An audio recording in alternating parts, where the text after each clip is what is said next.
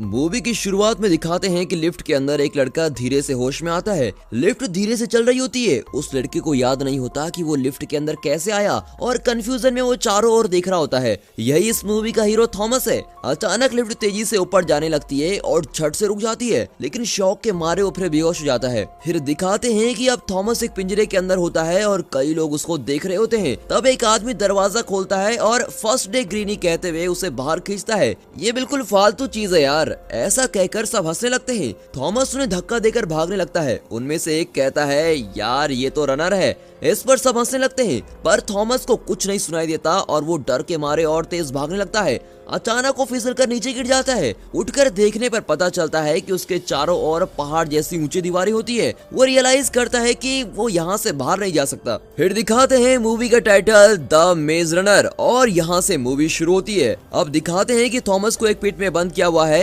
एक आदमी उसके पास आकर कहता है अगर तुम ना भागने का वादा करो तो मैं ये दरवाजा खोल सकता हूँ। फिर वो दरवाजा खोलकर कहता है कि मेरा नाम एल्बे है, तुम्हारा क्या नाम है और तुम कहाँ से आए हो? थॉमस कहता है मुझे कुछ याद नहीं, पता नहीं मुझे क्या हुआ है, मैं एकदम ब्लैंक फील कर रहा हूँ। एल्बी कहता है कोई बात नहीं, शुरू में सबका यही हाल होता है। 2-3 दिनों में तुम्हें अपने बारे में सब कुछ याद आ जाएगा। तुम्हारी तरह कई लोगों को इस जगह पर बंद करके रखा हुआ है। फिर वो थॉमस को बाहर लेके जाता है और उसे कुछ झोपड़पट्टियां दिखाकर कहते हैं कि हम यहीं रहते हैं, यहीं सोते हैं और अपनी जरूरत की सारी सब्जियां वगैरह यहीं खेत में उगा के खा लेते हैं। बाकी की चीजें हमें बॉक्स में दी जाती है। थॉमस पूछता है ये सब कर कौन रहा है और तुम्हें बॉक्स कौन भेजता है? एल्बी कहता है ये तो मुझे पता नहीं, एक्चुअली यहाँ कुछ लोगों को पकड़कर दीवारों से बंद इस किले में रखा जाता है। इस किले को वो ग्लैड कहते हैं। उनकी जरूरत की चीजें एक बॉक्स में डालकर दी जाती हैं, बिल्कुल बिग बॉस की तरह। लेकिन यहाँ के लोगों को ना तो अपने पर्सनल डिटेल्स याद होती हैं और ना ही ये पता होता है कि इन्हें किसने यहाँ बंद किया है। इनकी मेमोरी पूरी तरह मिट चुकी होती है। तभी एक इनोसेंट दिखने वाला लड़का भागता हुआ आता है। एल्बे कहता है इसका नाम न्यूट है, जब मुझे कोई काम होता है तो यही इस जगह की देखभाल करता है। न्यूट थॉमस से कहता है पहले मुझे लगा तुम किसी काम के नहीं हो, पर अब मुझे पता चला कि तुम एक अच्छे रनर हो। एल्बे न्यूट से कहता है तुम जाकर चक को इधर भेजो। फिर वो थॉमस को एक वॉच टावर पे लेके जाता है और ऊपर से सभी जगह को दिखाता है। उन दीवारों के बीच में गैप होते हैं। थॉमस पूछता है उस गैप के उस तरफ क्या है? तो एल्बी कहता है देख बेटा, यहाँ रहने के 3 रूल्स हैं और वो तीनों तेरे को फॉलो करने पड़ेंगे। पहला, तुम्हें जो काम दिया है सिर्फ वही करो। सेकंड, ग्लैड के अंदर किसी भी तरह का झगड़ा नहीं करना है। और third and most important rule, इस दीवार के उस तरफ किसी भी हालत में नहीं जाना है। उनकी बातें सुनकर थॉमस उस जगह के बारे में और जानना चाहता है और तब तक चक भी आ जाता है। इस पूरे ग्लेड में सबसे छोटा चक ही होता है जो देखने में एकदम गोल मटोल लगता है। एल्बे थॉमस की जिम्मेदारी चक को सौंप कर चला जाता है। चक थॉमस को उसके अड्डे पे लेके जाता है और उसके सोने के हैमॉक बनाता है। थॉमस अभी भी सोच में ही होता है। चक उसे दिलासा देता है कि तुम इतना मत सोचो, हम सब भी अपना सब कुछ भूल चुके थे, पर कुछ दिनों में सब नॉर्मल हो गया। हैमॉक बांधने के बाद चक मुड़ता है तो थॉमस वहाँ नहीं होता, वो दीवार के गैप की तरफ जा रहा होता है। चक उसे आवाज देता है ओ भाई, लीडर की बात नहीं सुनी क्या आपने? वहाँ जाना मना है। तभी दीवार के उस तरफ से 2 लोग भाग कर आते हैं। अब थॉमस पूछता है तुम दोनों तो मुझे मना कर रहे थे जाने को, पर ये दोनों तो उस तरफ से आए हैं। चक बताता है कि ये दोनों रनर्स हैं और इन्हें मेज के बारे में सब कुछ पता है। दीवार के उस तरफ जाने के लिए मेज की जानकारी जरूरी है और रनर होना भी बहुत ही ज्यादा इम्पोर्टेंट है, इसलिए हम वहाँ नहीं जा सकते, पर ये दोनों जा सकते हैं। ये सुनकर थॉमस मेज के बारे में और भी इंटरेस्टेड हो जाता है। वो दीवार के पास जाता है और अचानक गैली नाम का एक आदमी उसे धक्का देकर कहता है तुम यहाँ नहीं आ सकते। थॉमस को बहुत ही गुस्सा आता है और उससे भिड़ जाता है, पर कुछ लोग उसे पकड़ लेते हैं। थॉमस चिल्लाता है कि तुम लोग मुझे टॉर्चर क्यों कर रहे हो? बताते क्यों नहीं कि दीवार के उस तरफ क्या है और मुझे उस तरफ जाने क्यों नहीं दिया जा रहा है? अचानक दीवार के उस तरफ से भारी आवाज के साथ हवा आती है। थॉमस घबरा जाता है। फिर उस गैप के दोनों तरफ की दीवारें दरवाजों की तरह बंद हो जाती है। गैली थॉमस से कहता है अगली बार मैं तुम्हें नहीं बचाऊंगा, समझे? फिर दिखाते हैं कि उस रात सभी कैंप फायर के चारों ओर नाच गा रहे होते हैं। थॉमस और न्यूट अलग बैठकर बातें कर रहे होते हैं। न्यूट कहता है लगता है तुम पहले दिन मौत के मुंह में चले गए, फिक्र मत करो यार, ये पी लो। थॉमस एक सिप लेता है तो थूक देता है और कहता है ये घटिया माल तुम खुद ही पियो, पर इतना बेकार ड्रिंक बनाया किसने है? न्यूट गैली की ओर इशारा करके कहता है और वही इसका सीक्रेट जानता है। फिर दोनों जोर से हंसने लगते हैं। फिर थॉमस पूछता है हम सब इस दीवार के अंदर ट्रैप किए गए हैं राइट? तब न्यूट कहता है उस आदमी को देख रहे हो, वही है मीनो जो रनर्स का लीडर है। रनर्स इस मेज से बाहर जाने का रास्ता ढूंढने की कोशिश कर रहे हैं और वे रोज मेज के बाहर जाते हैं और वहाँ का रास्ता और मोड़ याद करके वापस आते हैं। फिर वे अपनी मेमोरी से एक मैप बनाते हैं। लगभग 3 साल से वे मैप तैयार कर रहे हैं, पर अभी तक कोई भी रास्ता नहीं मिला। थॉमस पूछता है क्या 3 साल से एक मेज के बाहर का रास्ता नहीं ढूंढ पाए?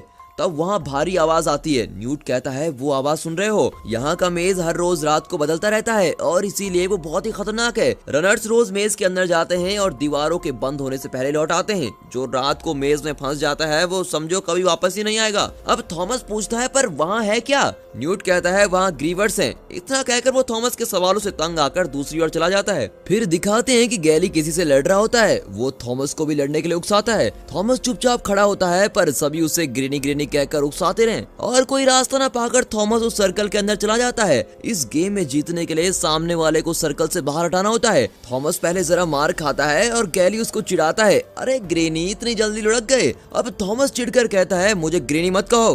गैली उसे चिढ़ाने से बाज नहीं आता। थॉमस अपना सारा गुस्सा हाथ में समेटकर उसके मुंह पर मारता है और बदले में गैली भी थॉमस को पंच करता है। थॉमस नीचे गिर जाता है और तभी उसे अपना नाम याद आता है। वो सबको बताता है कि मेरा नाम थॉमस है और सब उसे थॉमस थॉमस कहकर चीर कर रहे होते हैं। अचानक दीवार से एक आवाज आती है जिसे सुनकर सब खामोश हो जाते हैं। तब गैली थॉमस से कहता है कि ये ग्रीवर्स की आवाज है, तुम डरो मत, वे दीवार के इस तरफ नहीं आ सकते। और फिर सब जाकर सो जाते हैं। फिर दिखाते हैं कि थॉमस को एक सपना आता है जिसमें वो किसी लैब में होता है और झट से उसकी नींद खुल जाती है। तब एल्बे उसका मुंह बंद करके उसे एक जगह पे लेके जाता है और कहता है ये जगह कितनी शांत है, पर पहले ऐसी नहीं थी। फिर हमने रूल्स बनाए कि हम आपस में नहीं लड़ेंगे और जब तक यहाँ हैं बिल्कुल पीसफुल जिंदगी बिताएंगे। अब तुम भी हमारे साथी हो इसलिए तुम्हें भी ये रूल्स फॉलो करने होंगे। फिर वो थॉमस को एक चाकू देकर दीवार पर अपना नाम लिखने को कहता है। उस दीवार पे कई नाम लिखे होते हैं और मरे हुए लोगों के नाम कटे होते हैं। थॉमस भी अपना नाम लिख लेता है। फिर दिखाते हैं कि थॉमस को पौधों की देखभाल का काम दिया जाता है और वो न्यूट को वहाँ से बचाने के कई आइडियाज देता है। उसका पहला आइडिया होता है कि दीवार के पार चढ़कर उस तरफ जाना।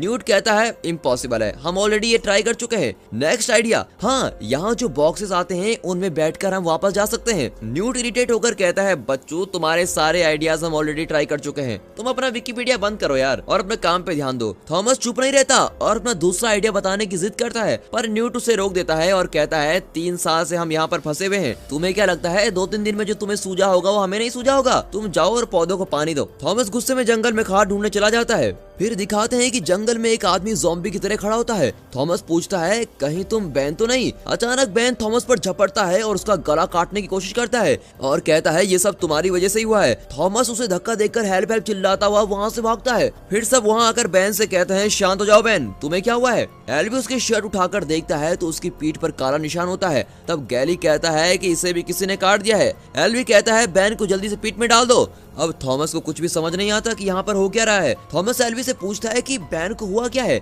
एल्बी कहता है उसे डंक लग गई है और उसके शरीर में जहर फैलने लगा है, कुछ ही दिनों में वो अब ज़ॉम्बी बन जाएगा। पर उसने तुमसे क्या कहा था? थॉमस कहता है उसने कहा था कि वो मुझे जानता है और इन सारी प्रॉब्लम्स की जड़ मैं ही हूँ, पर मुझे समझ ही नहीं आता कि इन सब का कारण मैं कैसे हो सकता हूँ। एल्बी उसे दिलासा देता है कि तुम परेशान मत हो, जहर चढ़ने की वजह से वो कुछ भी बोल दिया होगा। वहाँ से चलते हुए थॉमस पूछता है कि अब बैन का क्या होगा? एल्बी कोई जवाब नहीं देता। फिर दिखाते हैं कि उस शाम को जब दीवार बंद हो रही होती है तो सब मिलकर बैन को दीवार के अंदर ढकेल देते हैं और बैन की कहानी यहाँ पर खत्म हो जाती है। फिर थॉमस बहुत ही डिस्टर्ब हो जाता है। फिर दिखाते हैं कि सोते हुए थॉमस को फिर से वही सपना आता है। वो एक लैब में होता है और उसे कुछ लोग घेरे हुए खड़े हैं। एक लड़की थॉमस कहकर पुकार रही होती है और बीच में व्हाइट सूट पहनी एक औरत कहती है कि विकेट अच्छा है। थॉमस झट से आंखें खोलता है, बाकी लोग आराम से सो रहे होते हैं। वो दीवार को खुलते हुए देखता है। उस दिन के रनर्स मीनो और एल्बी उस गैप के अंदर जाते हैं।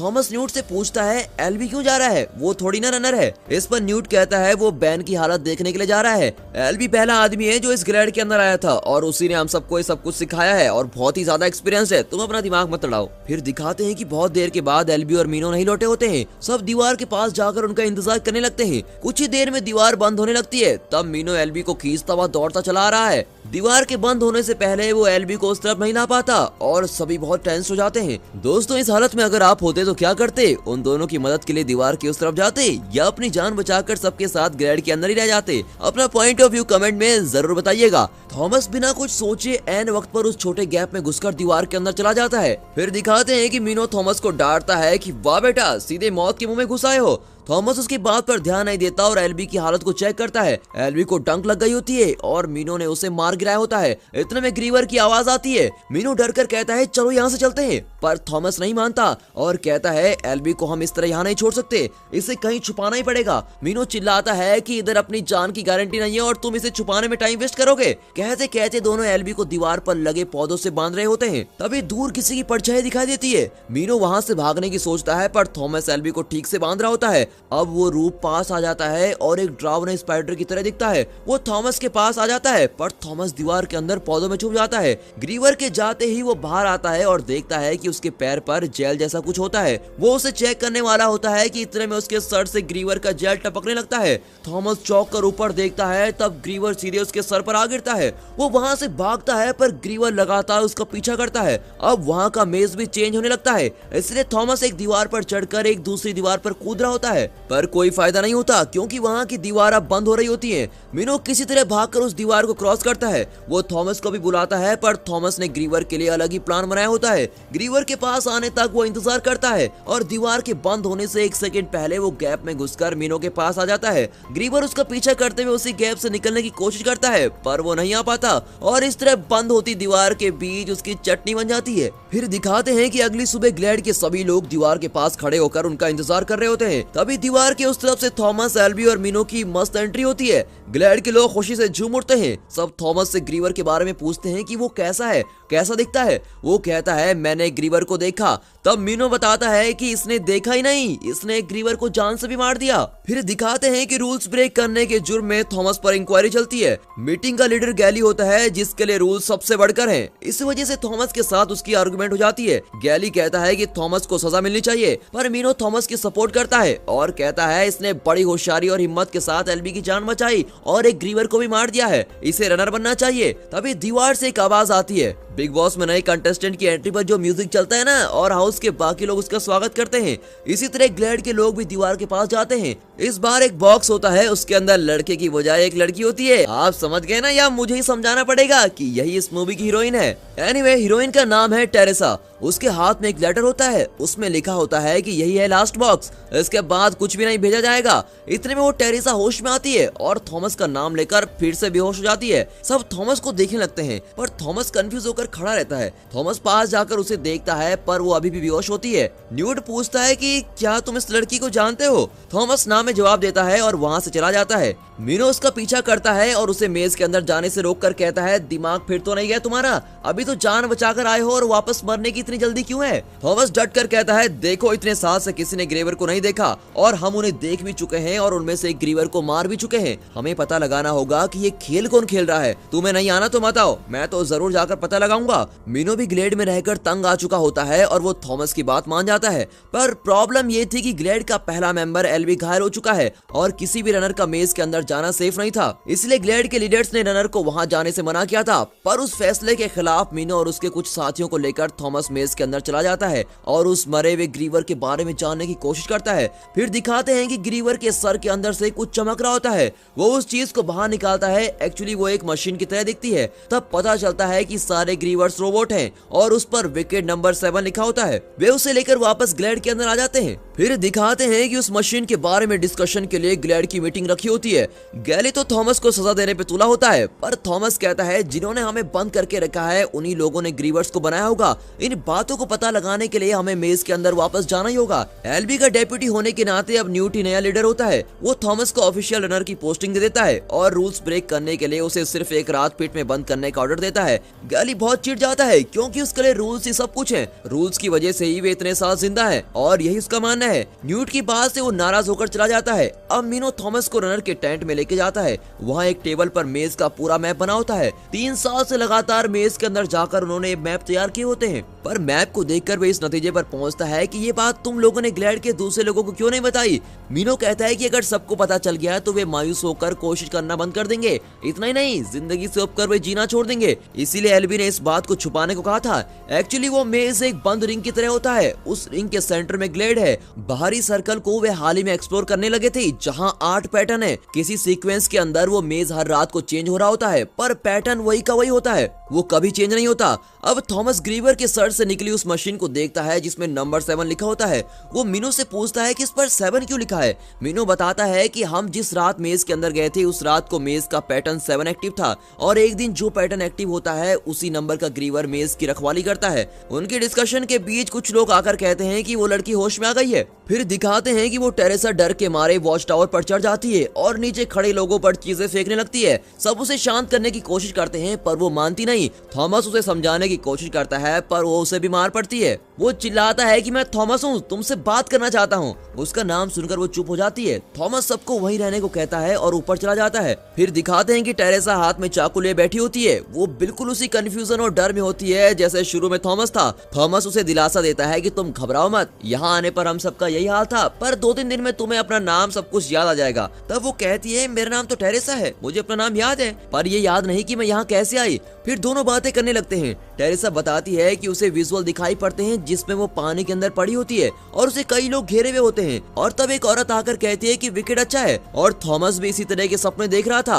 अब उसे पता चलता है कि वह सिर्फ एक सपना नहीं था, क्योंकि इस तरह के इल्यूजन सिर्फ इन दोनों को ही आ रहे थे। जरूर इन दोनों में कोई ना कोई कनेक्शन तो जरूर है। टेरेसा उसे 2 ट्यूब्स निकाल कर देती है जो उसके साथ बॉक्स में थे। उसे देखकर थॉमस सोचता है कि वो एल्बी के लिए भेजी गई दवाई है और वो उसे दवाई देने जाता है। फिर दिखाते हैं कि सब थॉमस को कह रहे होते हैं कि इस दवाई के बारे में बिगड़ जाने इसको मत देना। थॉमस कहता है एल्बी ऑलरेडी आधा ज़ॉम्बी बन चुका है, इसलिए हमें ये रिस्क लेना ही पड़ेगा। अब सब मान जाते हैं। न्यूट कहता है कि आज रात किसी को एल्बी के साथ रहना पड़ेगा। अब थॉमस को पनिशमेंट देने के लिए गैली उसे पीठ के अंदर ले जाता है। थॉमस गैली से बात करने की कोशिश करता है पर गैली उसकी बात सुनना नहीं चाहता। उसे लगता है कि थॉमस के आने के बाद ही सब कुछ गलत हो रहा है। उसे लगता है कि थॉमस की वजह से बैन भी मर गया और एल्बी की भी यही हालत हुई है। वो थॉमस को पीठ में बंद कर रहा होता है। थॉमस उससे कहता है कि हम हमेशा यहाँ नहीं रह सकते, बाहर जाने का रास्ता जरूर निकालना पड़ेगा, पर गैली उसकी एक नहीं सुनता और पिट लॉक करके वहाँ से चला जाता है। कुछ देर में चक थॉमस के लिए खाना लेके आता है और कहता है कल तुम क्या करने वाले हो। थॉमस कहता है मैं यहाँ से बाहर जाने का रास्ता ढूंढने वाला हूँ। चक उसे एक लड़की की एक गुड़िया देकर कहता है ये मैंने अपने मॉम और डैड के लिए बनाई थी, पर मुझे तो उनका चेहरा याद नहीं, इसलिए ये तुम रख लो। थॉमस गुड़िया वापस करके कहता है हम सब जल्द यहाँ से निकल जाएंगे, तुम घबराओ मत। फिर दिखाते हैं कि अगली सुबह दीवार के खुलते ही मीनो और थॉमस जल्दी से मेज के अंदर भाग जाते हैं। वे मेज के लास्ट सर्कल पे पहुंच जाते हैं। वहाँ लोहे के बड़े बड़े दरवाजे रखे होते हैं। मीनो बताता है कि ये ब्लेड हैं। फिर वे आगे चले जाते हैं। एक पॉइंट पर आगे का रास्ता नजर नहीं आता। तब उस मरे हुए ग्रीवर की मशीन से बीप साउंड आता है। वे उसे अपना कंपास बनाते हैं और उसका बीप फॉलो करते हैं। वे सीधे एक दीवार की ओर पहुंचते हैं जहां से आगे का कोई रास्ता नहीं होता। अब दोनों मायूस होकर रुक जाते हैं। तभी उस मशीन की रेड लाइट ग्रीन हो जाती है। तब वो दीवार दरवाजे की तरह खुलती है और दोनों उसके अंदर जाते हैं। थॉमस पूछता है इससे पहले क्या तुमने ऐसी जगह देखी थी। मीनो कहता है कि मैं ये जगह पहली बार देख रहा हूँ। और चलते चलते दोनों एक ब्रिज जैसी जगह पर पहुंचते हैं। ब्रिज के उस तरफ एक दरवाजा होता है और दोनों के वहाँ पहुंचते ही उन्हें ग्रीवर समझकर वहाँ की मशीन स्कैन करने लगती है। एक दूसरे को ताकते हुए दोनों खड़े रहते हैं। तभी मशीन का अलार्म बजने लगता है, क्योंकि ये लोग तो ग्रीवर्स होते ही नहीं। और अगले ही सेकंड सारे दरवाजे बंद होने लगते हैं और बड़ी बड़ी दीवारें टूटकर गिरने लगती हैं। वहाँ का फ्लोर भी क्रैक होने लगता है और मेज का पैटर्न अब बदलने लगता है। थॉमस और मीनो वहाँ से तेजी से भागते हुए किसी तरह ब्रेड के अंदर आ जाते हैं। सब दीवार के पास ही उनका इंतजार कर रहे होते हैं और उनके आते ही उनसे मेज के बारे में पूछते हैं। थॉमस कहता है कि अंदर एक रास्ता है, पर वो ग्रीवर्स का रास्ता है। अब चक कहता है तब तो वो ग्रीवर्स का घर ही होगा और हम वहाँ से कैसे निकल पाएंगे। अब गैली को गुस्सा आता है और वो कहता है हम यहाँ 3 साल से कोशिश कर रहे हैं और तुम्हारे आए हुए सिर्फ 3 दिन हुए हैं और तुम अभी से दिमाग के घोड़े दौड़ाने लगे। तुम जरूर हमें मुसीबत में डाल दोगे। थॉमस उससे आर्ग्यू करता है कि 3 साल से तुमने ग्रीवर्स को देखा भी नहीं, लेकिन मैंने 3 दिनों में एक रास्ता भी ढूंढ निकाला। तब टेरेसा आकर कहती है तुम दोनों झगड़ा बंद करो, एबी अब आंखें खोल चुका है। फिर दिखाते हैं कि सब एल्बी को देखने जाते हैं। वो एकदम खामोश बैठा होता है। उसे देखकर थॉमस खुश हो जाता है और कहता है कि हमने बाहर का रास्ता ढूंढ लिया है। पर एल्बी मायूस आवाज में कहता है कि हम यहाँ से नहीं बच सकते, वे हमें बचने नहीं देंगे। फिर दोनों एक दूसरे को ताकने लगते हैं। एल्बी कहता है मुझे पता है कि तुम उनके ही आदमी हो और तुम ही उनके फेवरेट हो, तुम यहाँ क्यों आए हो। ये कहकर एल्बी रोने लगता है। तब एक आवाज आती है और सब बाहर भागते हैं। वे देखते हैं कि रोज शाम को बंद हो जाने वाली दीवारें बंद नहीं होती। इतना ही नहीं, चारों तरफ की दीवारें खुलने लगती है। अब चारों तरफ से ग्रीवर अंदर आने लगते हैं। सब चौंक कर इधर उधर भागने लगते हैं। थॉमस, टेरेसा और ग्लैड के कुछ लोग खेत के बीच में छुप जाते हैं। उन्हें लगता है कि अंधेरे में ग्रीवर्स उन्हें ढूंढ नहीं पाएंगे, लेकिन एक ग्रीवर अंधेरे में भी एक आदमी को उठा लेता है।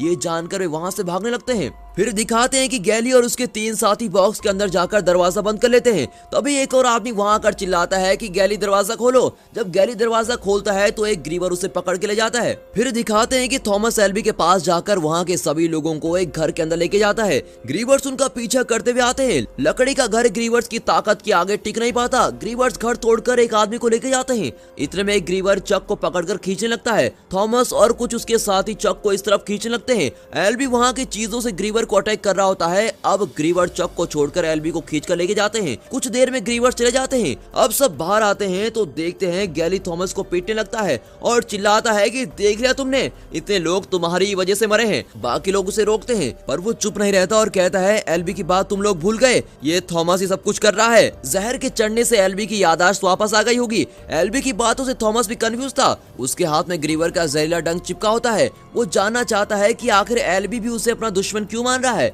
और डंक लगने से वो कैसी मेमोरी है जो वापस आ जाती है। इन सब बातों को जानने के लिए वो उस डंक से खुद को छुपा लेता है। अब उसे विजुअल दिखने लगते हैं। फिर दिखाते हैं कि वो एक लैब में काम कर रहा होता है और टेरिसा भी वहीं होती है। वे ग्लैड के लोगों पर कोई टेस्ट कर रहे होते हैं और ग्लैड के लोग थॉमस को देखकर चिल्लाने लगते हैं। तब थॉमस कहता है कि विकेट बुरा है। तभी व्हाइट सूट पहनी हुई औरत कहती है कि विकेट अच्छा है। तब थॉमस टेरिसा से कहता है कि मुझसे उन लोगों की मौत नहीं देखी जाएगी। अब अचानक उसे दिखता है कि उसे कई लोग घेरे हुए होते हैं और वे उस पर एक एक्सपेरिमेंट कर रहे होते हैं। फिर दिखाते हैं कि थॉमस और टेरिसा को एक पिट के अंदर बांध दिया होता है। टेरिसा के पास दूसरा इंजेक्शन होता है जिससे वो थॉमस को बचाती है। अब एल्बी मर चुका होता है और गैली ने उसकी जगह ले ली होती है। थॉमस और टेरिसा को सारी मुसीबतों की जड़ मानकर गैली ने उन्हें पिट में बंद कर दिया होता है और ये सारी बातें न्यूट थॉमस को बता रहा होता है। थॉमस को अब गुस्सा नहीं आता। वो शांत होकर कहता है ये सच है कि हम सब यहाँ कैदी हैं। ये लोग हमें लैब के चूहे समझकर अपने किसी एक्सपेरिमेंट के लिए हमारा इस्तेमाल कर रहे हैं। शायद बचपन से ही हम पर एक्सपेरिमेंट किए जा रहे हैं। मुझे वे सब इसलिए पता है क्योंकि मैं भी उन्हीं का आदमी था और उन्हीं के लिए काम कर रहा था। वहाँ बैठकर मैं ग्लैड के अंदर के लोगों पर नजर रख रहा था। फिर वो टेरिसा से कहता है तुम भी तो मेरे साथ काम करती थी। टेरिसा को विश्वास ही नहीं होता और वो पूछती है कि अगर हम उनके लिए काम कर रहे थे तो हमें उन लोगों ने यहाँ क्यों भेज दिया। थॉमस के पास इसका जवाब नहीं होता। इतना ही नहीं, वो बहुत शर्मिंदा होता है कि उसकी वजह से यहाँ के लोग मुसीबत में पड़ गए। अगर वो बचने की कोशिश नहीं करता तो शायद एल्बी आज जिंदा होता। न्यूट कहता है तुम इस तरह मायूस हो गए तो हमें कौन बचाएगा। तुमने जो शुरू किया है उसे पूरा करो। अगर बीच में इस तरह हिम्मत हार गए तो एल्बी की मौत का कोई मतलब नहीं रहेगा। उसकी बात मानकर थॉमस अपनी कोशिश जारी रखने की कसम खाता है। फिर दिखाते हैं कि गैली के साथ ही थॉमस और टेरिसा को दीवार के पास लेके जाते हैं। तब टेरिसा चिल्लाती है अगर हम दोनों को बाहर भेज दोगे तो क्या तुम्हारी प्रॉब्लम सॉल्व हो जाएगी। तब गैली कहता है अरे तुम्हें मेज के अंदर कौन भेज रहा है, मैं तो तुम्हारी बलि चढ़ाने वाला हूँ। उसके साथ ही दोनों को रस्सी से बांध दिया होता है। तभी एक आदमी कहता है ये तुम लोग ठीक नहीं कर रहे हो। थॉमस की बात सच भी हो सकती है। क्या तुम लोग घर नहीं जाना चाहते। गैली चिल्लाता है कि यही हमारा घर है और हम यही रहने वाले हैं। उसकी इस हरकत को देखते हुए न्यूट और मिनो तैयार खड़े होते हैं। कुछ दूर पर चक उनकी जरूरत के सारे वेपन्स ले खड़ा होता है। इतने में एक आदमी थॉमस को ऊपर बांधने की कोशिश करता है।